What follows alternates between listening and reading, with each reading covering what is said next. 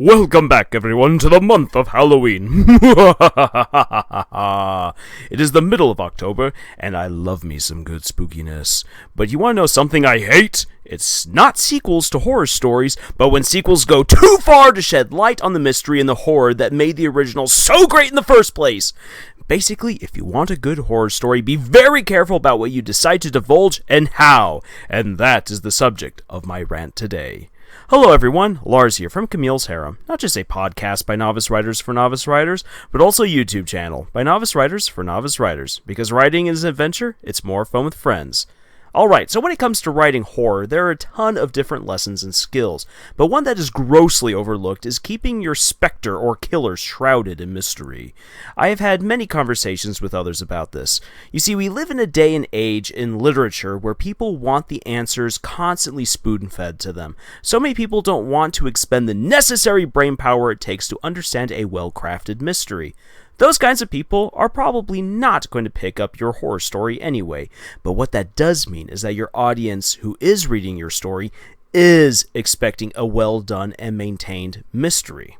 As Rhett and Link so eloquently put it, we're not afraid of the dark, we're afraid of what's in the dark, because it's so dang dark, so dang dark. The unknown has terrified humanity throughout its entire known history, and we have taken what we don't understand and in turn then feared and transformed those things into monsters. But once you know what a monster is and how it operates, the fear we feel is significantly lessened. Vampires? Use garlic, daylight, or stakes, and all will be well with you, my son. Silver bullets for werewolves, salt and fire for ghosts. Lovecraftian horror, however, is an interesting branch, where the more you know is what ultimately terrifies you. But that is also a tricky formula to replicate. Instead, when you don't know what is coming for you or why, you are filled with terror. The Thing, The Woman in Black, and most Japanese horror stories are all like this, just to throw out a few examples. Now, I am saying this not as an excuse to make a horror that doesn't follow any discernible rules. In fact, if we cannot feel that there is a place or a way to be safe, or if there's no pattern to the haunting, then the horror lapses into the absurd. Darkness only comes in the absence of light. Michael Myers is deranged, unstoppable killer, so you drop him down a pit. Don't fall asleep when you're around Freddy. Eugene Toombs needs to hibernate. Poking an alien egg is always a bad idea, and demons don't like certain circles. The list goes on. There are rules. If a monster could simply kill you whenever or however it wants, it wouldn't actually be terrifying, just sadly inevitable. Now, I just gave a very brief list of examples where there are rules to horror stories, and this is where the trick comes in. You need to be brief and selective with what you allow your characters and the audience to immediately learn from your story. Once again, the lack of knowledge is what feeds much of the horror. A simple example is that, jump scares work because you know that there is something coming, but not from where or when. It makes you high-strung, but even better is when a character doesn't know that watching a simple video will mark them for murder, or that buying that one house up the road puts them right in the path of a major haunting. What they don't know sets up the ultimate fright. Feeding your audience small bits of selective information keeps them on edge. It's enough for them to follow what's going on, but not to feel superior to the characters and therefore keep them in a state of suspense. If the audience feels like they know exactly what's about to happen and that they could easily dodge this, they won't be scared. The more they know, the more that sense of suspense and dread fades. The recent prequels to the Alien series demystifies the crazed creature and only serves to burden the good movies with extra lore. The sequel to The Woman in Black sought so desperately to give a backstory and closure to the ghost that it retconned important aspects of the murderous mother being a crazed spirit of frenzied revenge. And other stories have just added so much to their monsters that they are either now inevitable death or just so easily understood and killed, like the Predator, that they're now laughable rather than terrifying. Too much information can be a bad thing. So what's to be done about it? To answer that question, I'm going to give you an example from some of the horror writing that I do. Every year, I do a choose-your-own horror story with my family and friends. Throughout the month of October, I present them with a story and choices to see what will happen to their characters. It's actually something that I would love to share with everyone here on the channel in the future. But one thing I have worked towards is devising new horror stories that would put my audience on their guard and keep them guessing, leaving them in a state of terrified suspense.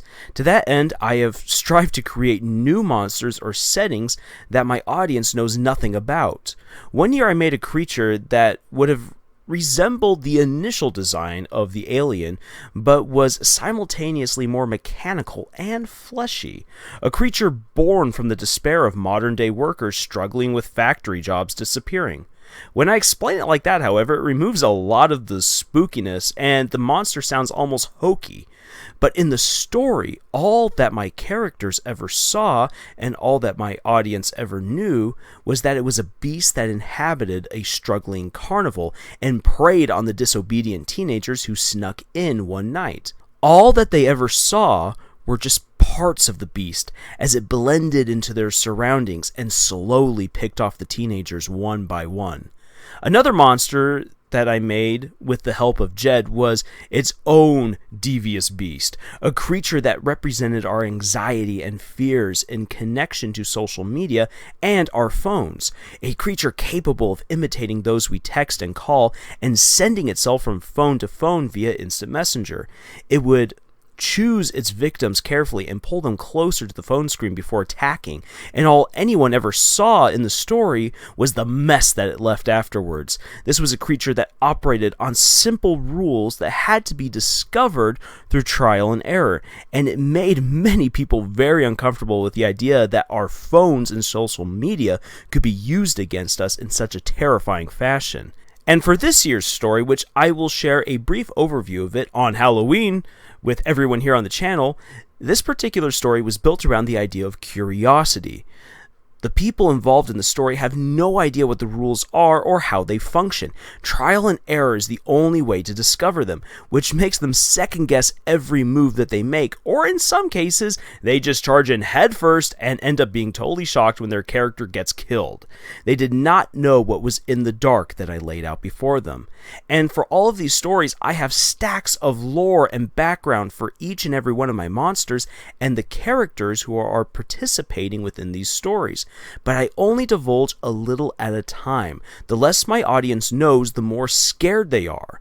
And I learned this especially with the phone monster, that so long as my audience didn't know how people were being killed or what the creature even looked like to the smallest degree, it put them on edge and made them all the more terrified. But the moment that they knew what it was, they never again made a bad choice, and I could feel the suspense draining from the story. So the lesson that I learned was, do not reveal too much information! A key element to every good horror story is that the audience is kept largely in the dark. I hope that this rant has proven itself useful to you. For those of you writing horror stories, I wish you the best of luck. And if you aren't trying out a horror story of your own, I encourage you to try it. They are wonderful learning experiences. And please share your own insights and exploits in the realms of writing horror over at our subreddit. The link will be in the description. And while you're at it, go and check out our podcast, Camille's Harem, found on Podbean, iTunes, and Google Play. We also have writing exercises for you over our Pinterest page, and you can help us in our quest to find deliciously terrible fanfics by sending us links to those bad boys over at our Twitter, Camille's Harem. And until the next video, tschüss.